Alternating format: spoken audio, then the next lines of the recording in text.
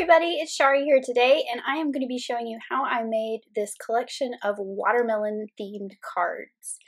So I'm using the rainy backdrop dies, so I'm just going to use them in a different way to make my watermelon seeds. I thought these were perfectly shaped for watermelon seeds and that this would be a fun way to kind of stretch your dies. So I've got some Guava Cardstock here, and I'm going to cut both the portrait and the landscape of the rainy backdrops. And then I'm going to cut each one of those in half, and that's how I'm going to get 4 cards.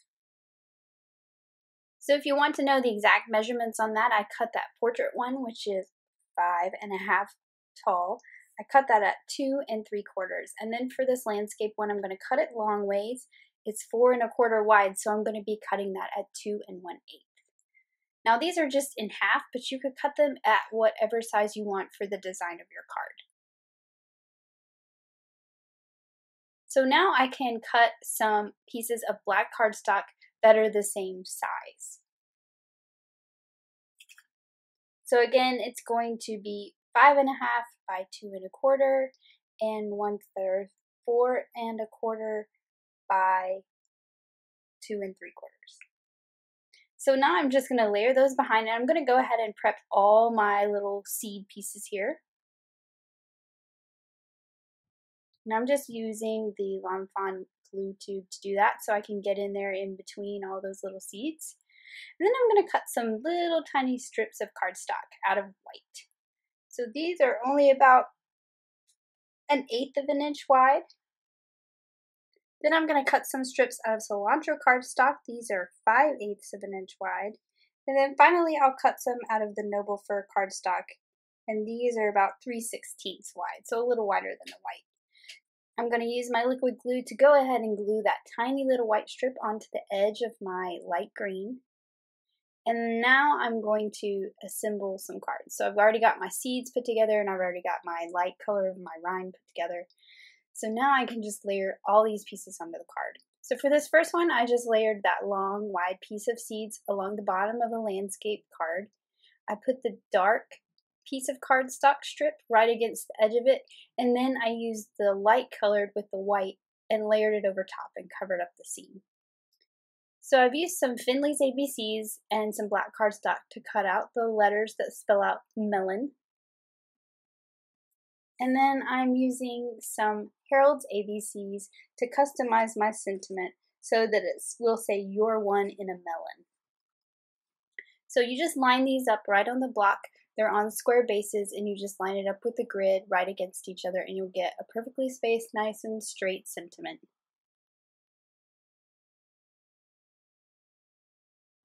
So I'm going to go ahead and glue all those letters down.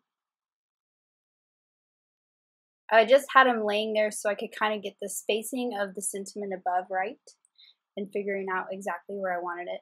And I'm actually butting the bottom of these right against that piece of cardstock, so it's going to be nice and straight because I'm using that as my line for my letters. And now once those are glued down, I can just finish it off by stamping the custom sentiment that I created.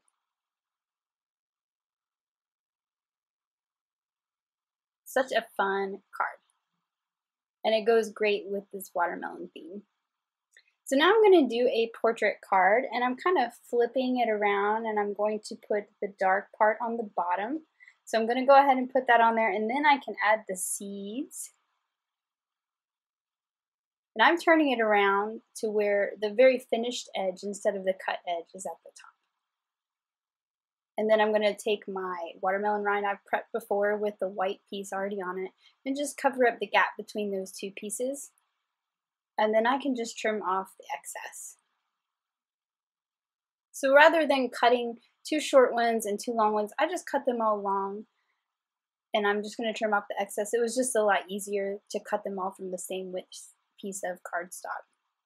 Now I have this Scripty sweet die cut here, and I'm just putting that on with some liquid glue. And then I'm going to use my alphabet again to spell out the words "you're so." So it says "you're so sweet." And I really like this kind of mixing of fonts, using the stamps for some of the words and die cuts for the rest. You could also do this by mixing different fonts of the alphabet stamps. So once I've got that lined up where I want it, and I actually do test this on a piece of scrap paper just to make sure that it's how I wanted it in the right spacing. That's going to fit right in there between that S and that T. And then of course, there's not an apostrophe in this particular set, I think, because the stamp would be too long and skinny. So I'm just going to add that with a black pen. And now it's complete. So moving on to the third card, I'm going back to my landscape card here.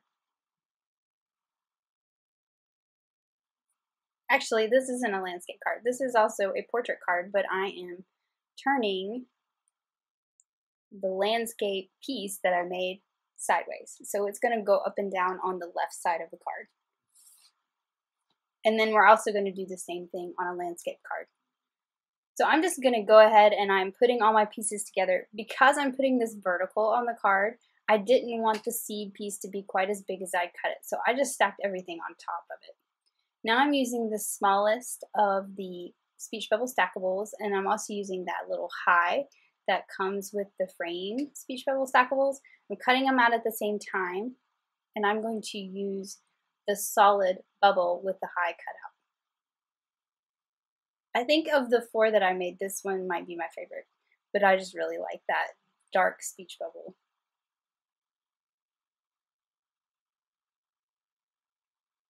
So once I've got that down, I'm actually going to put the speech bubble on using some foam adhesive. And I'm just kind of figuring out where I want it. It's going to overlap that a little bit. So I'm going to add a whole bunch of foam adhesive to the back of this. And I'm using some black foam squares because I've got black cardstock here, just because I happen to have those. And if you can see there, I've also added a tiny one that's been cut in half to the part that's in the middle of that loop in the H. And you'll see here how I get that in here just a minute. But the foam adhesive is already on that little insert. So once I get my bubble in place, I can take the high that I have there, I can pull that liner off that little piece of foam that I've got on that middle part of the H. And if you can see it there, I'm just going to put that in with my tweezers, hold it in place, and just press down on that piece that goes in the middle, and then I can just pop out the part that I don't want to keep. So there is that finished card. It is super cute. I just really like that bold sentiment right down there in the bottom corner.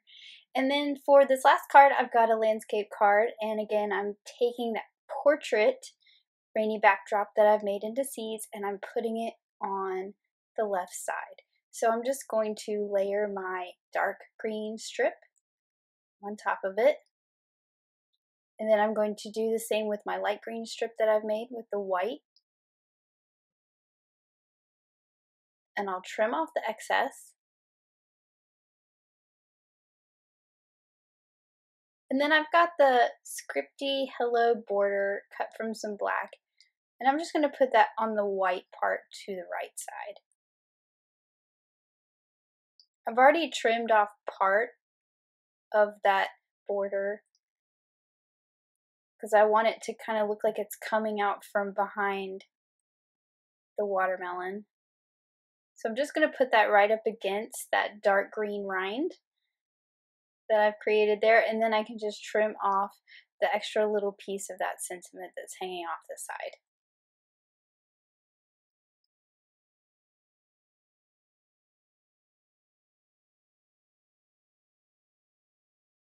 And there is the 4th card. So I made 4 cards from 2 die cuts and just some strips of paper, and then added different sentiments to each one. And I just think these are some really fun cards for summer. So here are some look at those finished cards up close. And I just really like this different way of using the rainy backdrop die. Thanks for watching. Have an amazing day. Bye.